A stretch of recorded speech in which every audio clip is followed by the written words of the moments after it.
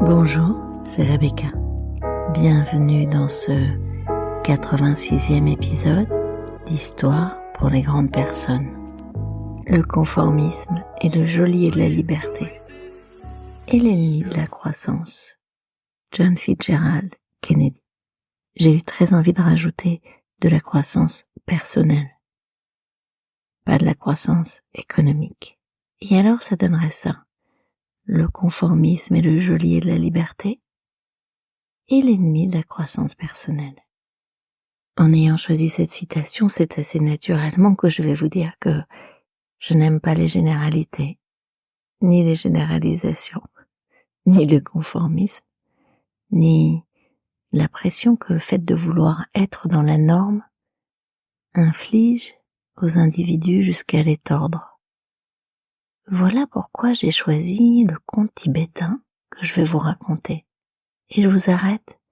Développer son individualité, ce n'est pas développer l'individualisme. Bien au contraire. Parce que dans ma vision du monde, être soi, c'est permettre à l'autre également d'être lui. Fermez les yeux et imaginez, si vous ne connaissez pas, comme moi, à quoi pourrait ressembler un vaste monastère tibétain. Dans la fourmilière d'un vaste monastère, il y avait un vieux moine, discret, humble, un sans grade, un obscur. En fait, un obscur parmi les obscurs, qu'on disait farfelu. D'ailleurs, ses confrères le tenaient pour un ignare, doublé d'un illuminé dans le sens commun. Et pas tellement bouddhiste, ils le tenaient pour un simple d'esprit. En même temps, il faut dire que, malgré toutes les années passées à l'ombre des murs du monastère, il ne brillait pas par son érudition. Il boudait en effet la lecture des textes sacrés et à la belle saison passait le plus clair de son temps au bord d'un étang constellé de lotus, bercé par le murmure du vent, la psalmodie des insectes et le chant des oiseaux. Il y méditait distraitement, assis sur un rocher, sous le monumental parasol d'un vieillard. Par un bel après-midi d'été inondé de soleil, un groupe de jeunes moines partit faire le tour de l'étang. C'est alors qu'ils purent observer avec stupéfaction la manière fort décousue que l'ancien avait de méditer. Oui, il ne se passait pas 5 minutes sans qu'il se penche pour troubler le miroir liquide, avec une brindille, et parfois il allait même jusqu'à se lever, faire quelques pas, une branche à la main, avec laquelle il tirait une feuille d'arbre hors de l'eau. Son curieux manège fit rire ses cadets, qui entreprirent de lui donner une leçon sur la méditation. Petite pause dans l'histoire. Donner une leçon à. Déjà moi, ça me gratte un peu. Mais bon. Donc, son curieux manège fit rire ses cadets qui entreprirent de lui donner une leçon sur la méditation. Ne serait-il pas préférable de vous recueillir les yeux fermés pour ne pas être distrait par le spectacle du monde? Comment pouvez-vous espérer atteindre une autre réalisation spirituelle si vous bougez sans cesse? Vous ne pouvez ni stabiliser votre esprit, ni laisser le prana circuler harmonieusement dans les canaux subtils. C'est vrai, ajouta un autre, prenez exemple sur le Bouddha. Il a obtenu l'éveil suprême en demeurant immobile sous l'arbre de l'illumination. Le vieux moine s'inclina pour les remercier de leurs conseils, et tout en leur montrant un insecte qu'il venait de repêcher avec une brindille, leur dit, avec un sourire désarmant aux lèvres, « Vous avez sans doute raison, mes jeunes frères, mais comment pourrais-je méditer sereinement s'il y a autour de moi des êtres vivants en train de se noyer ?» La bande de cadets resta interloquée. Il y eut un long silence, puis l'un d'eux, rompu aux joutes métaphysiques et voulant à tout prix sauver la face, répliqua « Vous devriez vous retirer dans une grotte pour vous consacrer à votre propre salut. Ne vous souciez pas trop du destin des autres. Laissez faire l'ordre naturel du monde. Chacun récolte le résultat de ses actes antérieurs. Telle est la loi du karma. » Et là, je vous le dis, on est sur une belle croyance. Et sur ces paroles, relativement sentencieuses, les donneurs de leçons se drapèrent dans leurs toges monastiques et s'éloignèrent.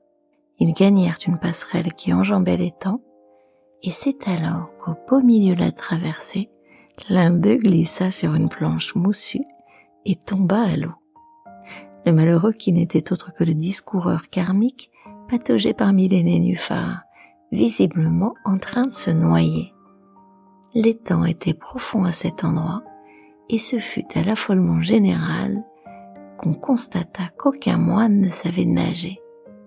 C'est là que notre vieil original, son infatigable sourire aux lèvres, se leva d'un bond, prit une branche et, comme elle n'était pas assez longue, se mit à marcher sur l'eau, sous le regard absolument médusé des jeunes moines. Il crocheta le candidat à la noyade, le tira jusqu'à la berge, sans même mouiller les pans de sa robe rapiécée. Évidemment, et là je suis sûre que vous retrouvez ce qui se passe dans la vraie vie, l'histoire miraculeuse fit le tour du monastère. Désormais, on tenait le vieux pour un saint, un Bouddha vivant. Il en prit ombrage, car il ne supportait pas d'être un objet de dévotion. Il gagna une autre province où il se cacha dans la fourmilière d'un vaste monastère. Alors, il semblerait que ce conte ait été écrit par Pascal Folliot dans les Contes des sages du Tibet. Je ne vous fais pas la leçon, mais vous avez dû percevoir comme l'humilité, la simplicité, le fait de ne pas être prétentieux, abrite dans le cas de ce moine une sagesse très profonde. Et moi, là où ça m'amène, c'est vraiment dans mes croyances fondamentales que, en faisant notre expérience personnelle, en restant dans une forme d'authenticité avec soi, on a des chances de trouver ce qui est juste, ce qui nous correspond, même et surtout quand ça ne ressemble pas à ce que font les autres. Bon, il est évidemment une question de compassion dans ce conte. Moi, ce que j'aime aussi, c'est comment l'ignorance, l'absence de savoir théorique, l'absence de conformité, n'est pas un frein à être celui qui est le plus avancé spirituellement. Celui qui n'est pas un expert, mais qui est peut-être un expert de la relation à l'autre, à l'éveil de l'autre, à l'éveil de soi aussi.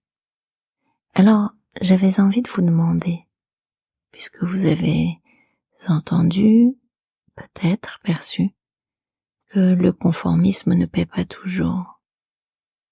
Et vous, en fait, que feriez-vous de minime, de tout petit, mais qui serait pour vous courageux, si vous acceptiez de vous écarter du regard des autres pour vous rapprocher de vos véritables envies? Voilà, on en a terminé pour aujourd'hui. On se retrouve dans 15 jours. Merci d'avoir écouté Histoire pour les grandes personnes. À bientôt. Au revoir. Toutes les choses qu'on dit le plus, sont aussi toutes celles qu'on vit le moins.